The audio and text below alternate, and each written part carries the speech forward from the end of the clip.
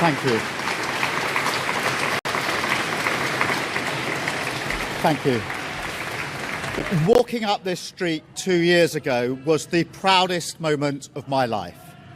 A new Labour government, the first in 14 years.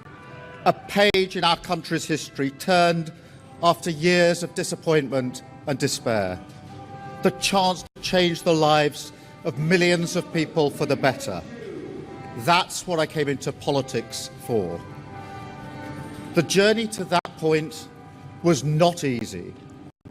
6 years ago, I inherited a Labour Party that was politically, financially and morally bankrupt. I was told time and time again that my party was finished, that we were consigned to history, that a majority at the general election, let alone a landslide majority, was impossible. But we proved those people wrong because we changed our party, ripping out the poison of anti-Semitism, restoring trust on the economy, defence and national security, and becoming a party that once again stood proudly with, not against, our national flag.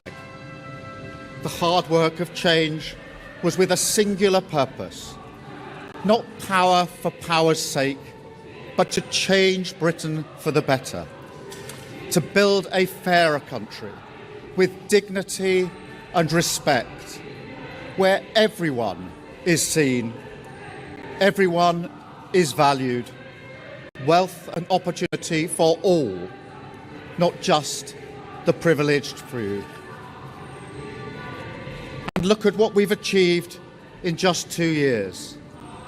An economy that is stronger, growing faster than our peers, wages rising faster than inflation in every single month since we came to power, investment secured, infrastructure being built, an end to austerity, with the fastest fall in NHS waiting lists for 17 years, the biggest improvement in rights for workers and renters in a generation, the biggest uplift in defence spending since the Cold War, small boat crossings falling, asylum hotels closing, protecting young people from social media, and 500,000 children being lifted out of poverty because of the choices that I made.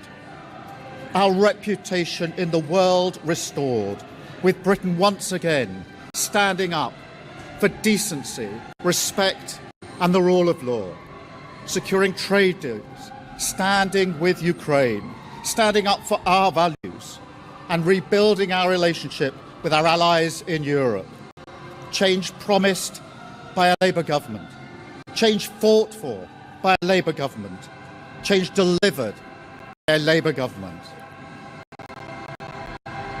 But I know the question being asked now is not who was best placed to change the Labour Party, to take us into power and to begin the vital work of improving lives for millions of people.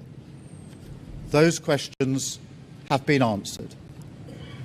The question my party is asking now is whether I am best placed to lead us into the next general election. I have heard the answer of my parliamentary party to that question, and I accept that answer with good grace. Every decision I've taken has been about putting the country I love first. That is why I will resign as leader of the Labour Party. I have spoken to His Majesty the King this morning to inform him of my decision.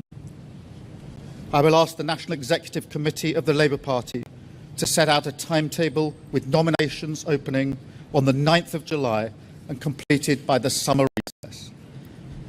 In the case of a contest, this will ensure a new leader is in place before Parliament returns in September. I will remain in post as Prime Minister until the contest is complete, and I will do everything I can to ensure an orderly handover of power. I I will also give my successor my full and unequivocal support, knowing that they will inherit a Britain that is far stronger and fairer than the one I inherited 2 years ago, better prepared for the challenges ahead, and better able to ensure the Labour Party secures a second term in office. I want to thank all of those friends and colleagues who have been at my side for these past 6 years or so, for their incredible commitment, service and support. I want to thank the brilliant Number 10 staff and our country's extraordinary civil service who dedicate their lives to public service. And when I leave the biggest job in the country, I shall spend more time on the most important job, being the best husband I can to my fantastic wife, Vic, who has been a rock by my side through good times and bad, and being the best dad I can to my beautiful children, who are my pride and my joy. Thank you very much.